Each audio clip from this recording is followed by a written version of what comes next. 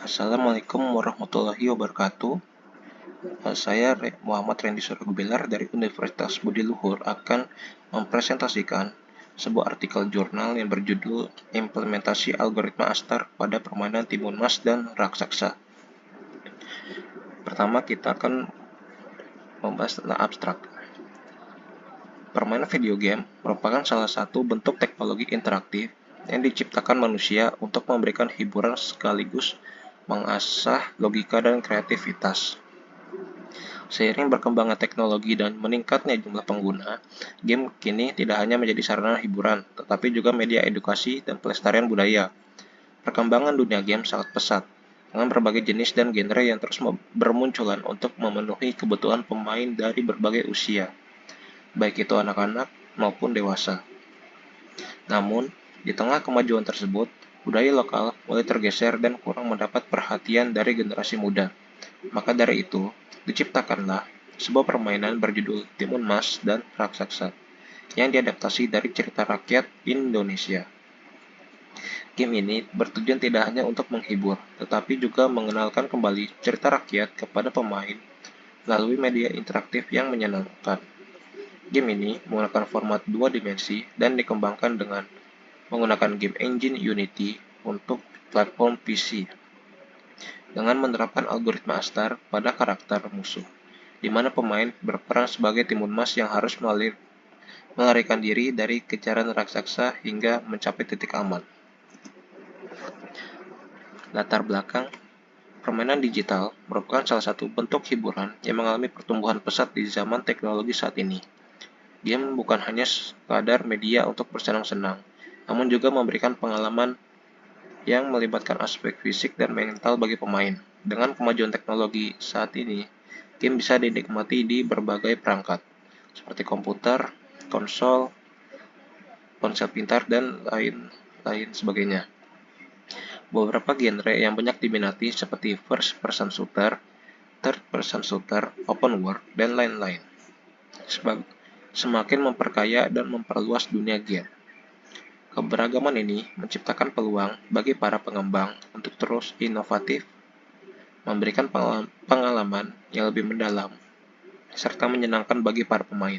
Namun, di tengah arus globalisasi dan perkembangan teknologi yang pesat, budaya lokal Indonesia, termasuk cerita rakyatnya, semakin terpinggirkan.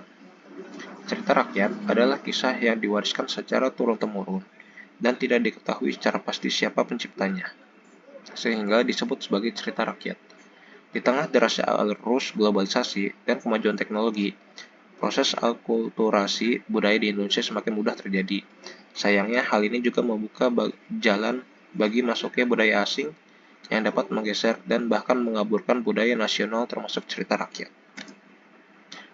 Metode penelitian pada algoritma Star pathfinding adalah proses yang digunakan untuk menemukan jalur atau rute tertentu.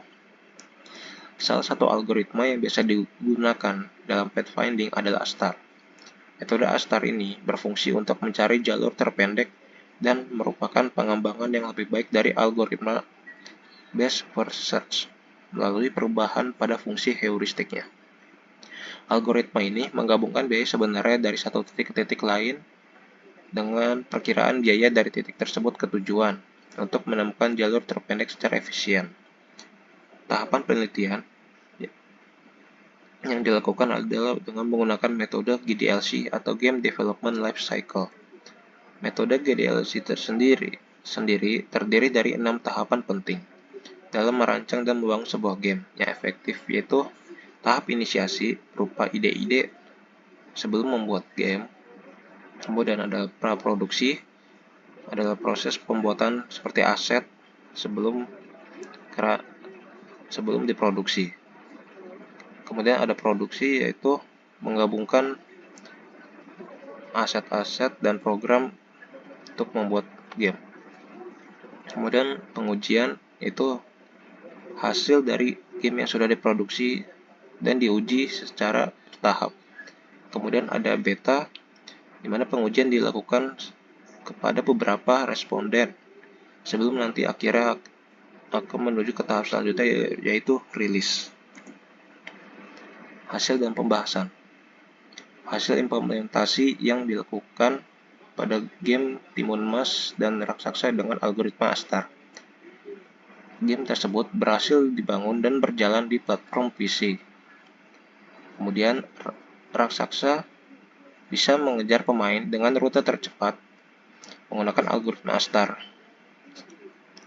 sehingga bisa bergerak seperti AI.